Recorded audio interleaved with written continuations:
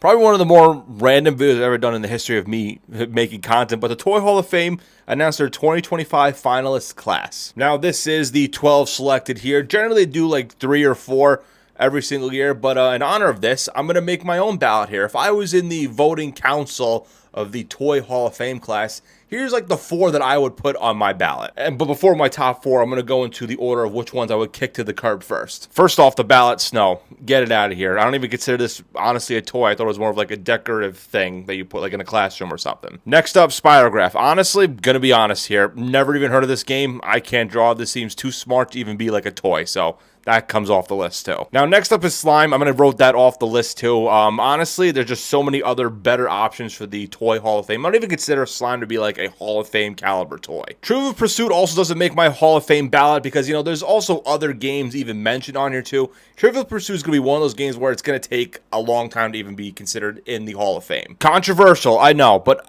Catan is not going to make my Hall of Fame ballot this year. It's an iconic board game, don't get me wrong. This is going to be the case also where it's going to probably take a year, couple years to be even in like a Hall of Fame class. Definitely is in consideration though. Cornhole is also not on the ballot. This is more of like the newer ones, I feel like. I know it's probably been around for a while, but for me, it seems like it's more of like now rising in popularity. And like, you know, I think there's other ones you have to consider a lot more. Maybe years down the line, Cornhole is definitely going to be in the conversation. I'm not going to deny that the Tickle Me Elmo was an iconic toy back in the day, but I just cannot vote this one in here. It just weirded me out. I never had one as a kid.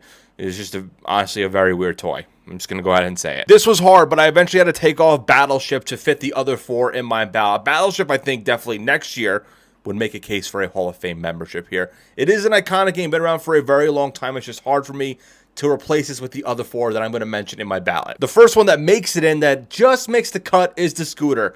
Essentially, the scooter was like everyone's like kind of first like ride, like growing up here, not counting the bike off. I feel like a lot of people had the scooter before the bike. It's an iconic one, still used today by a lot of adults, by the way, too. So this definitely gets a ballot here. Just squeaks it in at the 4 spot. Furbies, the second one in my ballot here. Look, I never had one growing up, but I cannot deny, I'm taking away my bias here, I cannot deny the impact the Furbies had in the era that I grew up in. I saw them everywhere. They were in commercials, everything. Second spot, Connect 4. It's still used today. It's in doctors' waiting rooms. It's at bars. It's all over around.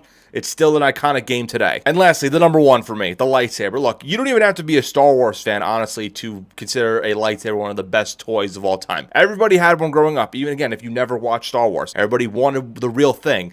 Even today, adults, I'm sure, would like to have a lightsaber. So, obviously, this is my number 1.